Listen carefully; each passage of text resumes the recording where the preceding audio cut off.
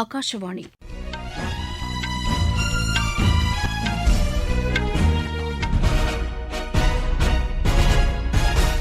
செய்திகள் வாசிப்பவர் வடிவழகி கபிலன். தலைப்புச் செய்திகள்: நாடாளுமன்ற அவை நடவடிக்கைகளுக்கு உறுப்பினர்கள் இடையூறு விளைவிப்பதை ஏற்றுக்கொள்ள முடியாது என்று மாநிலங்களவைத் தலைவர் திரு ஜெக்தீப் தங்கர் தெரிவித்துள்ளார். பூட்டான் மன்னர் திரு ஜெக்மே கேசார் நம்கைல் வாங்சுக் 2 நாள் அரசுமுறை பயணமாக இன்று புதுதில்லி வந்தடைந்தார். ஜார்க்கண்ட் மாநிலத்தில் முதலமைச்சர் திரு ஹேமந்த் சோரன் தலைமையிலான அமைச்சரவை இன்று விரிவாக்கம் செய்யப்படுகிறது. எல்லை தாண்டி மீன்பிடித்ததாக கூறி ராமேஸ்வரத்தைச் சேர்ந்த 14 மீனவர்கள் இலங்கை கடற்படையினரால் கைது செய்யப்பட்டனர். குவஹாத்தி மாஸ்டர்ஸ் பேட்மிண்டன் போட்டியில் இந்தியாவின் தருண் மனேபாலி, தன்வி சர்மா ஆகியோர் காலிறுதிக்கு முன்னேறியுள்ளனர். இனி விரிவான செய்திகள். மாநிலங்களவை இன்று காலை கூடியதும் எதிர்க்கட்சி உறுப்பினர்கள் பல்வேறு பிரச்சினைகள் குறித்து விவாதிக்க வேண்டும் என்று கூறி அமளியில் ஈடுபட்டனர். நாட்டின் நலனுக்கு எதிராக வெளிநாடுகளிலிருந்து பரப்பப்படும் தவறான செய்திகள் தொடர்பாக பிஜேபி உறுப்பினர் திரு சுதான்சு திரிவேதி பேச முற்பட்டபோது எதிர்க்கட்சி உறுப்பினர்கள் அமளியில் ஈடுபட்டனர். இதனையடுத்து மாநிலங்களவை நண்பகல் 12 மணி வரை ஒத்திவைக்கப்பட்டது. இதனிடையே உலகின் மிகப்பெரிய ஜனநாயக நாடான இந்தியாவில் நாடாளுமன்ற அவை நடவடிக்கைகளுக்கு இடையூறு விளைவிப்பதை ஏற்றுக்கொள்ள முடியாது என்று மாநிலங்களவைத் தலைவர் திரு ஜெக்தீப் தங்கர் தெரிவித்துள்ளார். இதே கோரிக்கையை வலியுறுத்தி எதிர்க்கட்சிகள் அமளியில் ஈடுபட்டதால் மக்களவையும் இன்று பிற்பகல் 2 மணி வரை ஒத்திவைக்கப்பட்டது. ஒடிசா மாநிலம் புவனேஸ்வரில் உள்ள வேளாண் மற்றும் தொழில்நுட்ப பல்கலைக்கழகத்தின் 40வது பட்டமளிப்பு விழாவில் குடியரசுத் தலைவர் திருமதி திரௌபதி முர்மு இன்று பங்கேற்று மாணவர்களுக்கு பட்டங்களை வழங்குகிறார். 5 நாள் பயணமாக அங்கு சென்றுள்ள அவர் புதிதாக கட்டப்பட்டுள்ள நீதிமன்ற கட்டிடங்களையும் புவனேஸ்வரில் திறந்து வைக்கிறார். அவரது சொந்த மாவட்டமான மயூர்பஞ்சுக்கு நாளை செல்லும் அவர் அங்கு வசிக்கும் மக்களுடன் கலந்துரையாடுகிறார். பின்னர் ராய்ரங்பூரில் உள்ள மகிளா மகா வித்யாலயாவின் ஆசிரியர்கள் மற்றும் மாணவர்களுடனும் குடியரசுத் தலைவர் கலந்துரையாடுகிறார். நாகாலாந்தில் நடைபெறும் ஹார்ன்பில் திருவிழாவையொட்டி பிரதமர் திரு நரேந்திர மோடி அம்மாநில மக்களுக்கு வாழ்த்து தெரிவித்துள்ளார். பிரதமர் விடுத்துள்ள வாழ்த்துச் செய்தியில் 25 ஆண்டுகளாக கொண்டாடப்பட்டு வரும் இந்த திருவிழா அம்மாநில பழங்குடியின மக்களின் கலாச்சாரம் மற்றும் பாரம்பரியத்தை எடுத்துரைக்கும் வகையில் உள்ளதாக குறிப்பிட்டுள்ளார். கழிவு மேலாண்மை மற்றும் நீடித்த வளர்ச்சி ஆகியவற்றை மையப்படுத்தி இந்த ஆண்டு இந்த திருவிழா கொண்டாடப்படுகிறது.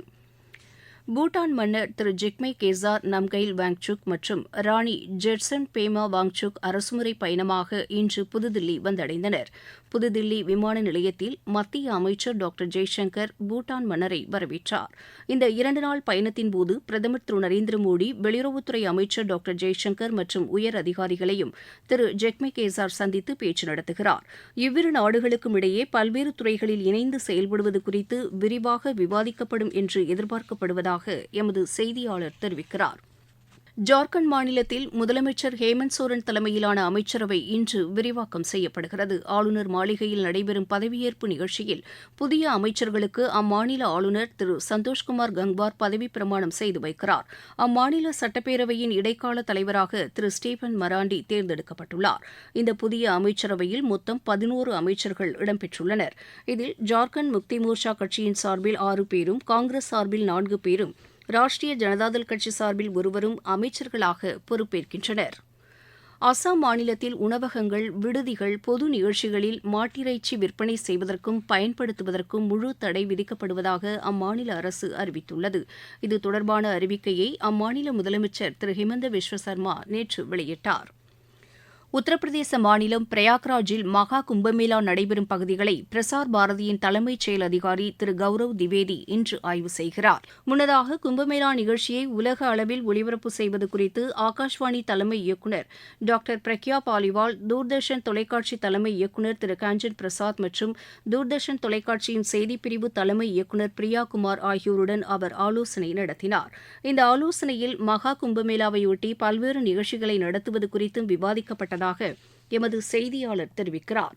நீங்கள் கேட்டுக்கொண்டிருப்பது ஆகாஷவாணியின் செய்தி அறிக்கை.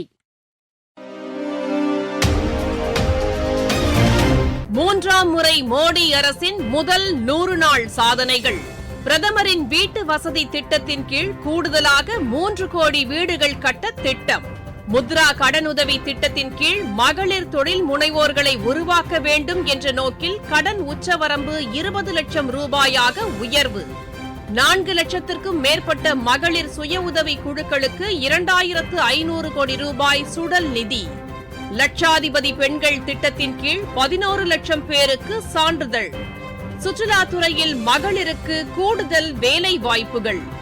மகளிர் வாங்கும் சொத்துகளுக்கு பத்திரப்பதிவு கட்டணத்தை குறைக்க மாநில அரசுகளுக்கு ஊக்கம். 7 லட்சம் ரூபாய் வரை வருமானம் உள்ளவர்களுக்கு வரி விலக்கு. வளர்ச்சியடைந்த இந்தியாவிற்கான பயணத்தில் மோடி அரசு. தொடரும் மக்கள் நலத்திட்டங்கள். PSLV C-59 ராக்கெட் மூலம் பிரபா 3 செயற்கைக்கோள் இன்று விண்ணில் செலுத்தப்படுகிறது. ஸ்ரீஹரிகோட்டாவிலிருந்து மாலை மணி 4:12க்கு இந்த செயற்கைக்கோள் விண்ணில் செலுத்தப்படும் என்று இஸ்ரோ தெரிவித்துள்ளது. நேற்று செலுத்தப்படுவதாக இருந்த இந்த செயற்கைக்கோள் தொழில்நுட்ப கோளாறு காரணமாக இன்று செலுத்தப்படுவதாக அறிவிக்கப்பட்டுள்ளது. எல்லை தாண்டி மீன்பிடித்ததாக கூறி ராமேஸ்வரத்தைச் சேர்ந்த 14 மீனவர்கள் இலங்கை கடற்படையினரால் இன்று காலை கைது செய்யப்பட்டனர். அவர்களது 2 படகுகளும் பறிமுதல் செய்யப்பட்டதாக எமது செய்தியாளர் தெரிவிக்கிறார்.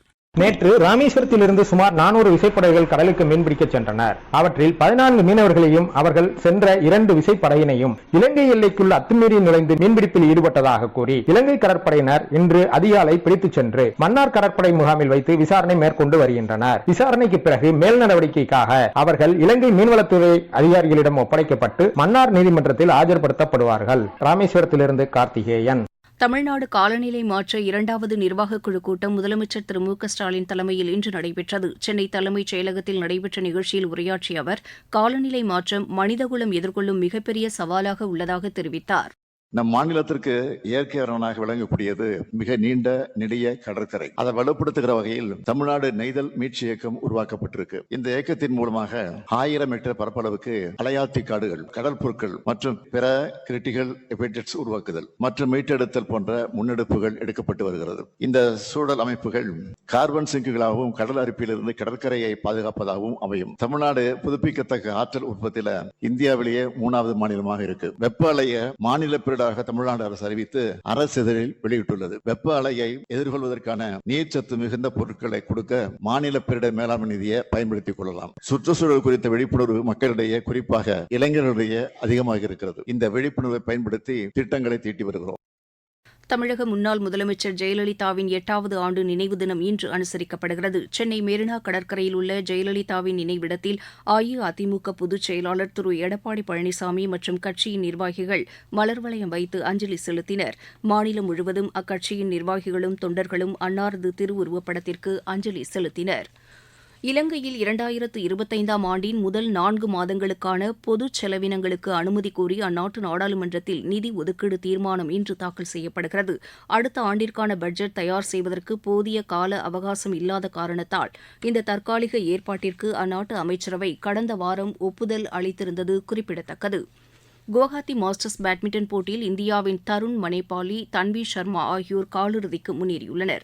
ஆடவர் ஒற்றையர் பிரிவு காலிறுதிக்கு முந்தைய சுற்று ஆட்டத்தில் தருண் மனேபாலி 24-22, 15-21, 21-13 என்ற செட் கணக்கில் சக வீரர் பிரியன்ஷு ரஜாவத்தை வென்றார்.